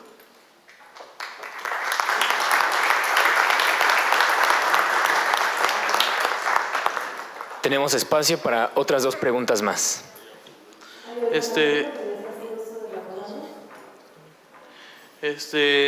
Muchas veces el productor mexicano prefiere exportar el producto ya que son mejor pagados en el extranjero. Muchas veces dejan al país con poco producto, elevando el precio de por la demanda. Quisiera saber si hay propuestas o programas para regular este tipo de acciones, porque muchas veces dice el productor, ok, aquí me lo pagan a 5 pesos, por ejemplo, la pitahaya, y allá en Estados Unidos me pagan la pieza a $1. Entonces prefieren exportarlas que venderlas aquí mismo. Y después se viene una controversia, que ya el país no tiene ese producto y comienza a importar, pero ahora de menos calidad. Sí. Mira, si el producto en su momento, te la cambio, si el espárrago se paga mejor en México, ¿para qué lo exportas? Mejor lo vendes en México primero y lo que sobre lo mandas. Ahí sí es oferta y demanda, porque tienes que ver el consumo. Y luego dices, bueno, pero a ver, hay que conocer bien el mercado, porque en Estados Unidos de repente cambia y sube. Así son los mercados ya, ¿eh? A ver, ¿cómo te explicas tú que de repente sale un informe de Banco de México y dicen, la inflación tuvo un impacto porque el tomate, espérate, pues si no estamos exportando, lo que nos sobra es tomate, ¿por qué debe estar más caro aquí si lo que estamos exportando son 2.500 millones de dólares de tomate? Y aparte abastecemos el mercado nacional, pero toman como referencia de que subió el tomate en cierto periodo y dices, ¿qué fue lo que...? A ver, nomás que quiero que veas el tomate que se exporta y el tomate que se deja aquí a nivel nacional. Y luego de repente empieza a cambiar el mercado, porque así es. Por eso insisto, el reto de la comercialización de todas las cadenas productivas, de los 44 productos que ustedes van a ver aquí en el estatus agroalimentario, se van a dar cuenta que ahí es donde obviamente se tiene que poner mucha atención. Mucha atención, porque tenemos una desigualdad en el área de comercialización. Tenemos pocos compradores. A ver, maíz. Se producen 27 millones de toneladas en el país. Se exporta 1,5 millones. Si tú me dijeras, ¿cuántos compradores hay de maíz? Pues hay mercados regionales. No. ¿Cuántos compradores fuertes que te compran en el área comercial?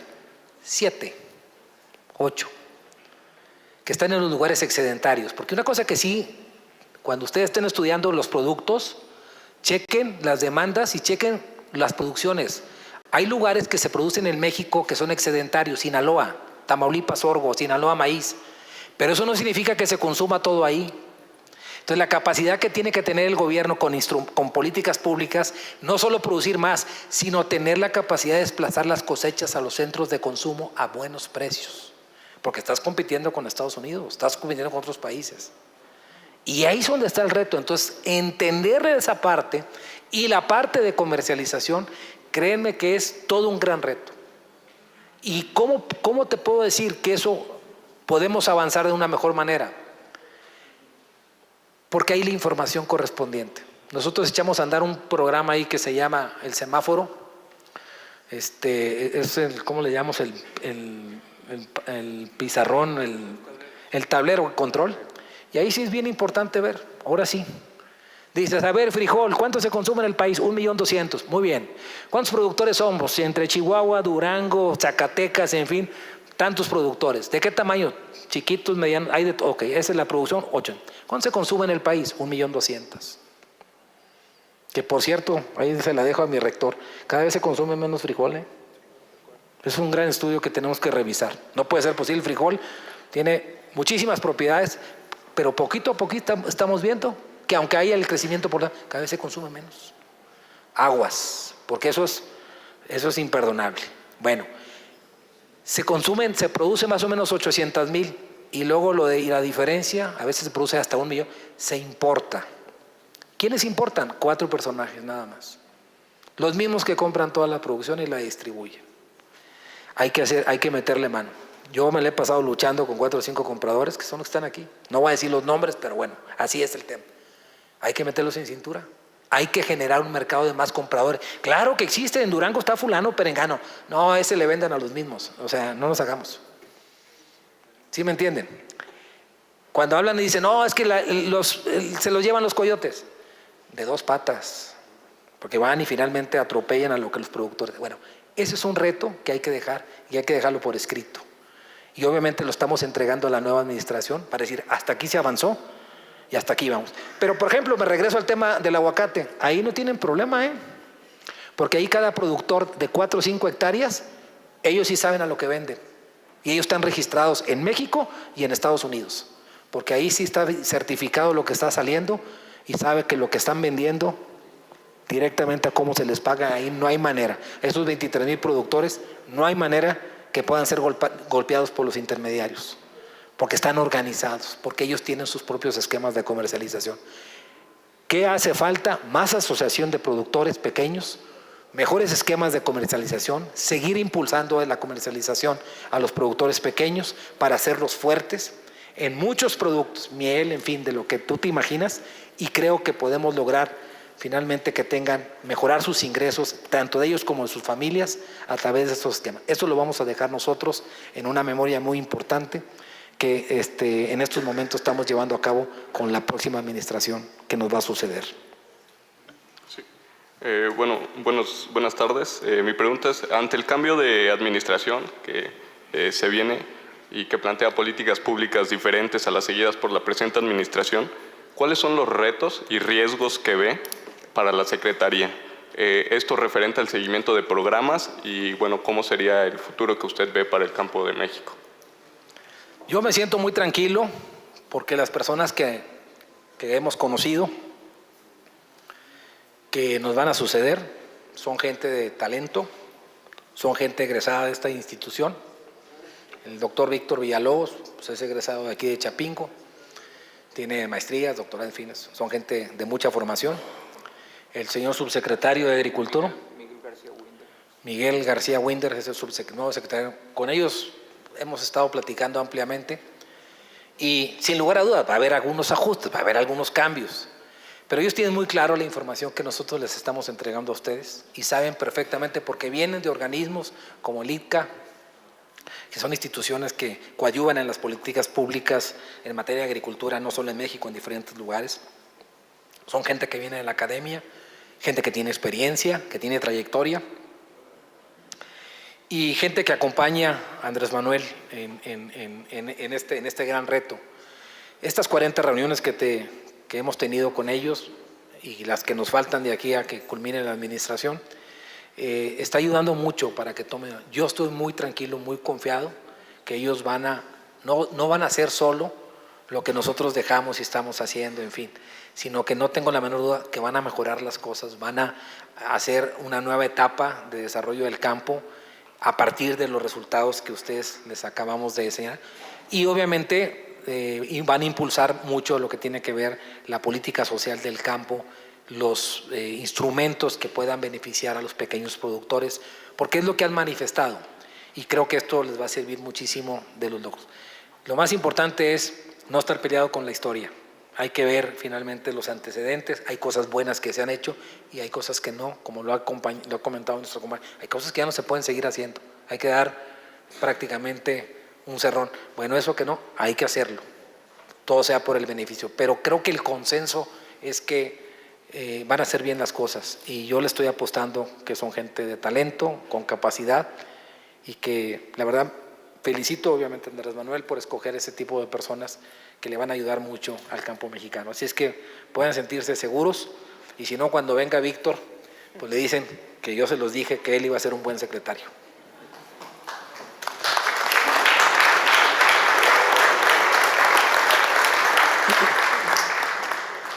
Agradecemos al licenciado Baltasar Hinojosa A ver, Ochoa. espérame, falta ya mi compañera. Sí, adelante. Buenas tardes, nuevamente secretario. Ya tratando el tema de la organización y la realidad que se está viviendo en nuestro país con respecto a los productores, recientemente mi grupo tuvo un viaje a los estados de Durango, Zacatecas, a visitar precisamente productores de frijol y ya tocando el tema también de estos estados, el tema de producción de frijol. Yo quiero hacer dos preguntas. Con respecto a la administración que todavía funge, ¿no? Otras semanas todavía, ¿qué han hecho acerca de resolver la problemática que tienen los productores acerca de los llamados coyotes que se dicen también ahorita? Se supone que es un grave problema porque ellos trabajan, producen y estos intermediarios a veces llegan a costar bastante, incluso es una mafia que tienen bien constituida, porque incluso puede llegar a amenazar a productores de que solamente a ellos se les venda la producción y pues ellos determinan el precio y el productor pues tiene que vender, tiene que comer. Entonces, ¿qué se ha hecho al respecto? ¿Qué se ha hecho al respecto para ayudar a estas personas y que realmente quitáramos o le diéramos unas opciones a esos intermediarios que ya no abusen tanto de estas personas o algo que regule ese tipo de cosas y que realmente le paguen al productor ofrece gustos por esos productos?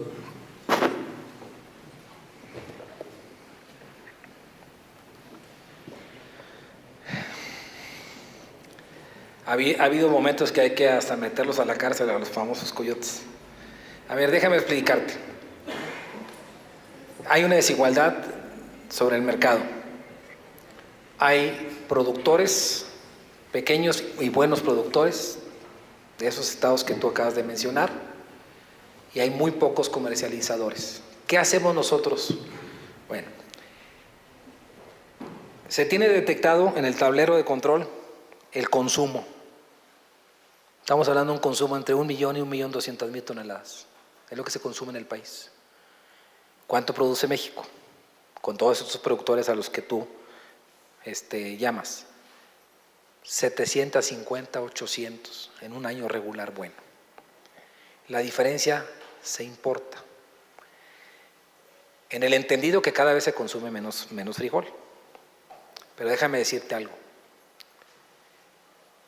Los que mueven el pandero en la parte de comercialización, ya lo dije, son 4 o 5. Ellos tienen sus propios intermediarios, no son intermediarios, son representantes de ellos que van a Durango, que van a... Y ahí tienen a los acopiadores que les llaman. ¿Qué hace el gobierno para motivar a los productores que no nos marquen ellos un precio? No tiene valor de referencia en Estados Unidos de productos que tengan commodity, o sea, que tienen un precio a nivel internacional en Bolsa de Chicago. El frijol no la tiene. Pero sí sabemos a cómo se mueve en el mercado interno de Estados Unidos. Y cuando se produce en México, lo que falta, se supone, lo importan de Estados Unidos o lo pueden importar de otros lugares para poder completar la demanda de 1.200.000. 800 de México y ponle 350 hasta 400.000 toneladas que pudieran venir del extranjero para empatar la demanda. Te vas a sorprender lo que te voy a decir. Los mismos que importan son los mismos que compran en México. Por eso les digo que el mercado tenemos que buscar la manera de entrarle con todo. Porque de nada sirve toda esta producción que es, a ver, más hay 4 compradores. ¿Qué hacen ellos? En el momento que se viene bien la producción, pues decimos los productores, ahora sí la nuestra, tenemos buena producción, pues que nos la paguen bien. Saben que la producción se da en un periodo, ahí primavera, verano y otoño, invierno. Pero en primavera, verano se da el porcentaje mayor. Nosotros en la Zagarpa lo que hacemos es, les damos recursos para pignorar. ¿Qué es apignorar? Se empieza a guardar el frijol para que se compre a un precio que no se desplome. Cuando hay mucha oferta, ¿qué sucede? Los precios se caen. Tú tienes que igualar a lo que se va consumiendo mes por mes y el frijol no se produce mes con mes. Se hace excedentaria las zonas. Pero si tú les das incentivos para que ellos apignoren, quiere decir que lo guarden, entonces no presionas al precio y se va desplazando conforme se va consumiendo. Y logras un ejercicio en mejores condiciones de oferta y demanda. El gobierno le destina como 600, 700 millones de pesos al año para poder en un momento dado almacenar o apignorar. O sea, se le da recursos, incentivos para los bodegueros, puedan ellos mantener, pero ellos no pueden, se negocia el precio de tal manera que se pueda ir desplazando. Empieza a haber mucho frijol. ¿Cuándo está el precio muy bueno? Pues cuando no hay frijol. Pero cuando empieza a entrar el frijol, para que no se desplome, apignoramos, lo guardamos. Y luego ya se va desplazando. Pero se batalla mucho con estos 4 personajes. Y hay que trabajar muy fuerte, porque son los mismos que... ¿Cómo presionan ellos para que se baje el precio? Ahí te van la que hicieron este año, que no la pudieron hacer. Tenemos la producción nacional y ellos... para que empiece a bajar la presión y no querer comprar a buenos precios a los productores, ellos van con la Secretaría de Comercio y decimos, oye, abre la frontera, vamos, aquí hay un cupo para que importamos 100,000 toneladas. Y yo le hablo al secretario de Economía, no les abras la frontera. ¿Por qué? Tenemos suficiente producción. No es necesario importar ahorita de Estados Unidos de ningún lugar. Primero que se vaya desplazando lo que se está produciendo. Y ellos van y dicen, estamos importando, ya se está importando. ¿Para qué? Para motivar a que está entrando a otro precio barato para poder bajar a la producción. O sea, a final de cuentas, hacen todo lo imposible para bajar el precio, para que el productor, si está buena la cosecha, porque está buena la cosecha. Y si está baja la cosecha, porque está baja la cosecha. O sea, finalmente, eso ya no se puede seguir. Eso, estamos haciendo un documento para la próxima administración, donde nosotros consideramos qué se puede lograr para que ya no exista este atropello o este espíritu de capitalismo bárbaro comercializador en contra de los productores. Sí se pueden lograr esquemas en donde se le pueda pagar. Es impresionante ver que vendan a 7 kilos o 8 kilos, a 8 pesos el kilo de frijol, cuando tú lo ves ya con un valor agregado, embolsado y todo, a 20 y tantos hasta 28 pesos. Eso no se vale. Y quiero decirte que somos muy buenos productores de frijol, pinto, negro, saltillo. La verdad es que en muchos lugares, y me refiero a la zona de temporal, pero si te vas a la zona de riego, también hemos demostrado que tenemos una gran capacidad. Es más, yo te diría que no tenemos necesidad de importar, siempre y cuando obviamente nos haga buen cielo. Las veces que hemos tenido que importar con estos mismos personajes que te digo, es porque efectivamente tuvimos malos años de sequía, Zacatecas, Durango, en fin, y eso pues nos pega durísimo y tenemos que abastecer la demanda. Pero bueno, insisto, el gran reto es muchos productores, pocos comercializadores. Si hubiera como un sistema de competencia perfecta, que fuéramos los mismos y mismos como no tendríamos ningún problema y mantuviéramos un precio accesible tanto a unos para otros. Pero en este país no se da la oferta y la demanda. Tiene que haber la rectoría del Estado para que se pueda lograr que haya un mejor entendimiento. Si hubiera un instrumento de commodities como existe en la Bolsa del Chicago, entonces estuviéramos en mejores condiciones para poder hacer una mejor comercialización. Pero creo que se ha avanzado, se ha logrado, se han dado muchos avances para mejorar la comercialización, pero sin lugar a dudas hay un gran reto que se tiene principalmente con los pequeños productores. Lo vamos a tener que seguir haciendo y no tengo la menor duda que la próxima administración continuará y mejorará los sistemas de comercialización. Adelante, maestra. Muchas gracias, señor secretario. Pues un gusto escucharlo.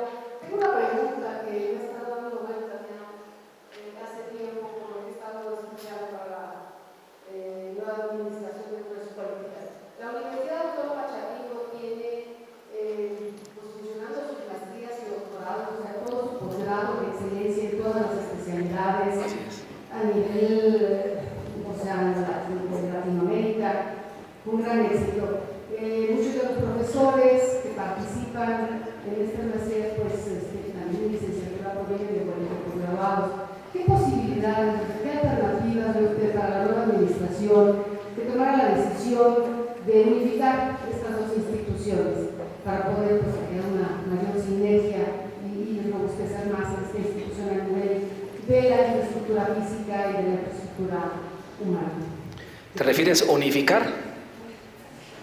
La palabra, no la escuché, es ¿qué posibilidad hay de unificar? De unir, en este caso Colegio Posgraduados y Chapingo.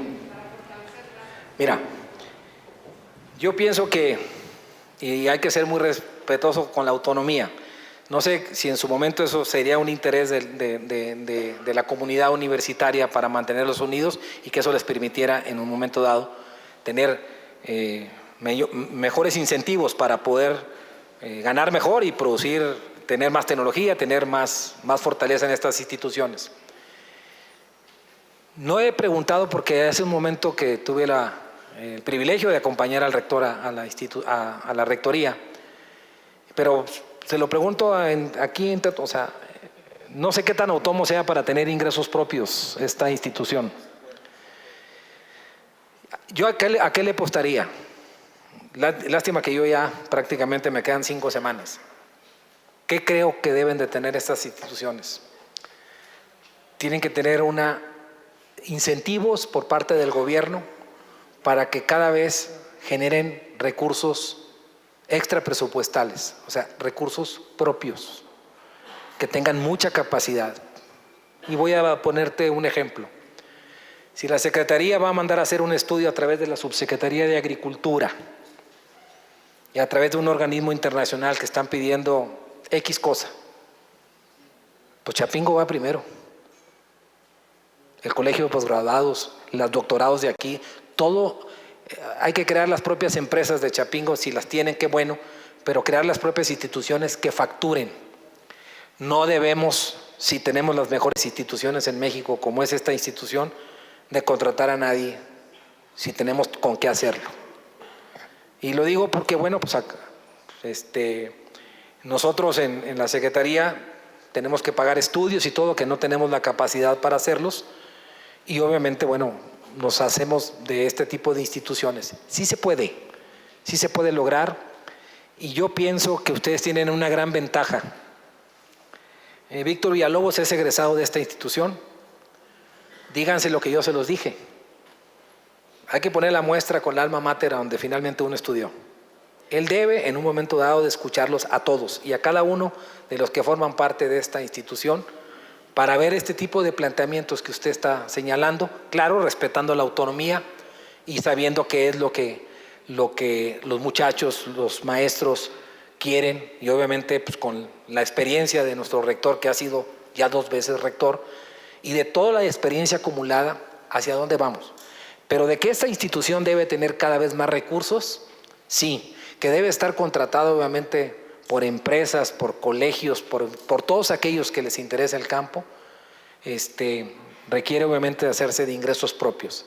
Y en lo que a mí respecta, si algo les puedo decir es que me queda claro que parte de los recursos que tienen que ver con el presupuesto que se le da de la Cámara de Diputados año con año al Poder Ejecutivo y en este caso a la Zagarpa, ahí están implícitos los recursos que se entregan y se apoyan directamente a esta institución como a otras instituciones, en Antonio Narro, en Coahuila, en fin. Nosotros finalmente somos la cabeza de sector, pero siempre sí hemos sido muy respetuosos, muy responsables, porque si algo queremos nosotros es que estas instituciones cada vez tengan más recursos para que puedan tener más beneficios los jóvenes que vienen de diferentes lugares del país y se les pueda seguir atendiendo como se merecen. Si ya hicieron el esfuerzo por entrar a esta institución de mucho prestigio y que vienen de diferentes lugares, yo creo que si existe la demanda, cada vez se tiene que dar un mejor servicio y tenemos que generar cada vez mejores alumnos.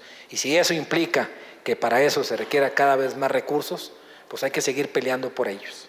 ¿Qué haría yo, señor rector? ¿Qué haría en estos momentos? Pues luego váyase a la Comisión de Agricultura, allá tiene diputados, 30 y tantos diputados en la Cámara, hay que tocar la puerta y pelear que el presupuesto que tiene la Universidad de Chapingo, que sea un presupuesto que siga creciendo, pero no en términos nominales, en términos reales, para poder tener mayores recursos y mayores beneficios. Y por otro lado, que haya esa visión de que el Chapingo pueda generar muchos estudios, que haya generando muchas empresas que les permita obviamente tener ingresos propios, como lo hacen otras instituciones del mundo, y que eso les permita obviamente con esos recursos pues aplicarlos a la propia institución, pero sobre todo el mejoramiento del pago de los maestros y el beneficio de los alumnos. Es cuanto. Muchas gracias y aprovecho esta oportunidad para decirles que me tienen a sus órdenes en estas 5 semanas al frente de la Secretaría. Como pudieron notar, no soy agrónomo, soy economista, desafortunadamente, pero decirles que con las mismas ganas del primer día de estar trabajando en esta institución, voy a estar echándole muchísimas ganas hasta el último día y sobre todo como agricultor y como ganadero también después. Gracias.